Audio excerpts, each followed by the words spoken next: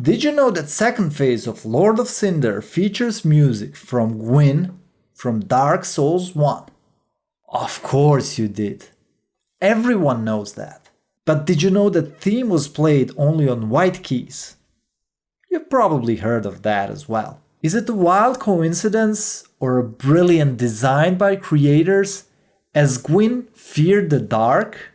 That's what I love about this game. No matter how many times you've played it, no matter how much lore you know, there's always gonna be something new to discover. Now that we're at the end of the game, there's only one thing left to do. So let's do it. The Nameless King is down. What an epic fight. The ending scene with the view of the temple was the cherry on top. After admiring the architecture and design, it was time to finish the job and confront the Soul of Cinder, the manifestation of all previous Lords of Cinder, including Gwyn, hence the similar moveset. The only difference is he can't be parried, so you have to suffer. And suffer I did. After offering the cinders of the lords, I was teleported to the Clint of the First Flame. Luckily, the bonfire was right before the boss. As I climbed the hill, my heart raced. The final confrontation just moments away. The eclipse overhead set a dramatic scene. Each step felt like a countdown to the inevitable showdown. I didn't know what to expect, but I was ready.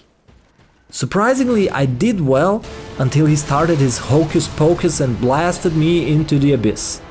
I immediately took off my clothes like an office slut looking for a raise. I, on the other hand, was looking for light rolls. It didn't help though.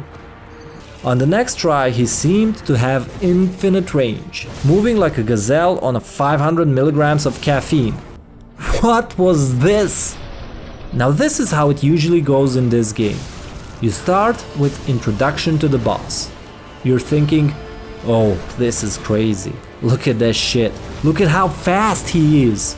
I'm never going to be able to defeat this! The last one was easy. I don't have time to heal. How the fuck did these stupid shithead developers think for us to beat the stupid game?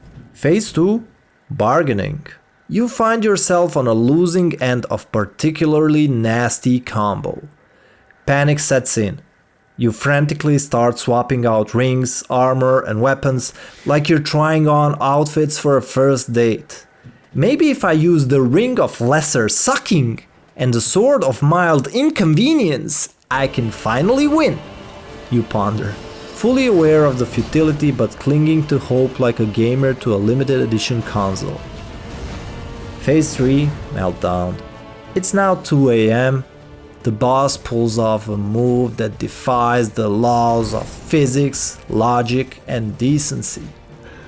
That's fucking bullshit, you scream, startling the cat, possibly waking the neighbors, roommates, family members. By now the whole neighborhood knows you're at the Lord of Cinder, and even Rex, the police dogs, knows it, sniffing around the house looking for drugs. They are all cheering for you to defeat him, so that they can finally get a shut-eye. This was the first time I got him to phase 2. Note to self, avoid the wombo combo of death. I skipped the phase 3. Like I said in the last video, I saw no point of getting angry, and I immediately proceeded to phase 4, the acceptance. After venting, you take a deep breath. It's time to face the facts. The boss isn't cheating. You just suck. You start to see patterns, understand when to dodge and when to strike. There's a calm clarity in knowing how to counter each move. You're almost zen-like, accepting inevitable deaths as steps forward towards mastery. Almost. But then the phase 5 comes in after another devastating loss. You've been at this for hours. The zen-like calm is gone, replaced by a simple, raw decision. Screw this, I'm summoning. You call reinforcements, other players who clearly have way more time and skill. Together you charge at the boss with the combined fury of 1,000 frustrated gamers. This is also an optional phase which I skipped. I wanted to beat him myself. I gave too much time, sweat and tears for someone else to take the glory. Rex would definitely be disappointed. I bet he'd file it under unsolved mysteries. Now this try almost gave me a heart attack. I mean, he was one spit away from dying and I couldn't keep myself under control. It was time. Back to drawing board. All the pieces of puzzle are there. All I need to do is to put them together.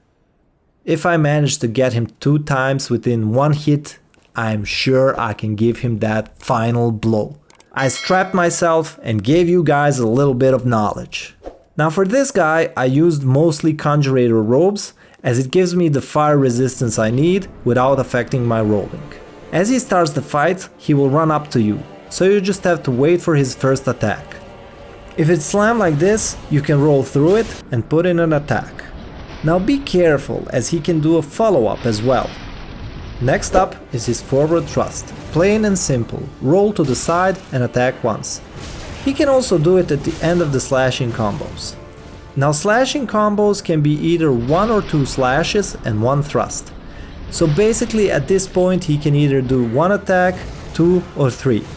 And if you stay close to him, he kinda rotates those attacks around. At this point he switched to one of the 3 other weapons. The best time to deal the damage is when he starts with spell casting. You can reapply lightning resin if you have time. Forgot to tell you that he is weak to lightning. So the next thing he does, he fires these homing beams, which I would suggest to kinda panic roll. Not exactly, but be ready to roll more than once, as he may fire more than 1 at a time and 1 roll might not suffice. It also leaves him open for an attack or 2. Next attack is his soul swords. It has a huge radius, but it can be easily rolled through. And as you roll through, you know what to do. Put an attack or 2. The best opportunity to deal damage is this Souls 3. Now I kinda panicked here, as I thought I would get hit by it. The idea is that as he charges it, you go behind him and start attacking. He will then move the beam to the side looking for you, but don't worry, he doesn't move it that fast. You can keep attacking him. Now as he enters the second phase, he takes his sword and thrusts it in the ground. Just run away and wait for the blast. As you get better, you'll figure out where the edge is and get ready to go in and put in an attack or 2. Now I made a mistake because I shouldn't have attacked him. I was way too far and obviously way too greedy. I could maybe pull 1 attack and go back, but nah, I wanted to kill him right away. So once more, this is the Plin Plin Plon transition attack that can just obliterate you, which it almost did to me too. He swings his sword 4 times and then thrusts it in the ground to deal massive AoE damage. This is why you should not do what I did. Also, the transition to second phase is a good opportunity to heal up, apply the resin and get ready for the fight. Now this is how the transition should look like. After an attack, you have enough time to run back to safety. After sword is out of the ground, you can run fast to him and attack once. Now the sword phase has 1 additional attack, the grab. It has low range and it's kinda predictable. As he raises his left hand in the air, you can roll behind him and attack as it leaves him open for a bit. But I was in a bad position here, so I decided to stay safe. You should avoid this attack by all means. If he grabs you, he can then impale you, and he also does an explosion. Not really a healthy choice for stomach issues. Now the next attack is great for dealing damage, as he raises his hand to cast the Storm Bolt on you.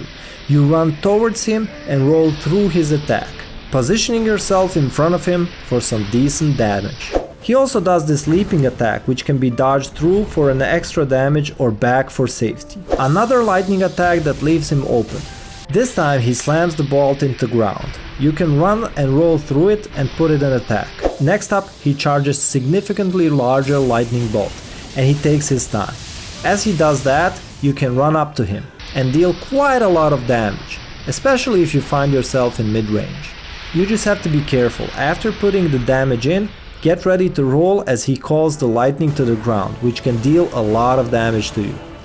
Now before I wrap up this fight, I would like to return to phase 1. I've talked about sword and sorcery moveset, but I didn't cover the Great Lance and the curved sword. Now as far as the Great Lance is concerned, I would suggest running away. He has a lot of quick thrusts and can get you off guard, also huge range. I felt like it made no sense to fight him here as there are many easier ways to fight him. But if you decide to, I would suggest being patient and landing just one attack each opportunity you get. As for the curved sword, same thing. Keep him at mid-range, but here you have two great opportunities for an attack. One is, as he does his backflip, most of the time he follows it up with a buff. This is your chance to strike, especially if close enough. You can deal a lot of damage. Second one is as he is about to throw the firebomb at you, you roll through it and attack. Now he usually doesn't follow up with the backflip, but that was my luck. And that, my friends, is how I defeated Lord of Cinder and finished the game I dreaded for so long. Although I liked the Nameless King fight better, Lord of Cinder is definitely in top of my list best boss fights in this game. It was challenging but rewarding, as when you kill him, you become the Lord of Cinder. Oh my god, what a journey! And I wanted to quit this game before I even started. Now, I remember once I tried to play some Souls-like game. I'm not sure which one was it, probably Dark Souls 1 or maybe even Demon Souls, I'm not quite sure, it was a long time ago. I remember that there was a dungeon or something like that, and it's literally at the start of the game. And I remember that there was a fight where you fight a swordsman like right here, and then there's circular opening in the top, and from above there's one archer that's firing shit at you, and I was like, what the fuck is this? I couldn't defeat those two guys. So I tried, and I just gave up. And that's the last time I played Dark Souls or any other Souls-like game. And when I started Dark Souls 3, I thought I ain't gonna finish this. Now I don't know if this description is good enough for you, but I would really love to play that game again. So let me know in the comments below, is that Dark Souls 1 or Demon Souls or any of those games? I would really love to give it a shot now. From quitter to winner, right? What else to say? Amazing game. And I can't wait to play other games. But before I do, there are also 2 DLCs that I can't wait to start. So as we are nearing the end, don't forget the community tab. There are also other videos planned. Of course there's DLC, so for each episode there will be one boss. After that, I'll probably do a couple of guides. For example, farming, what I did at the start of the game to get at least the 20,000 souls. And of course, I plan on getting the Dark Soul achievement. I will think about making a video for that, but I'm not sure how it's gonna go. Before I go, there's one thing I would like you to check out, and that's our website, raggadubdubgaming.com. If you missed an episode, there will be a playlist linked down below. Rise the Ashen One. As always, until next time, may your gaming sessions be epic and victories plentiful.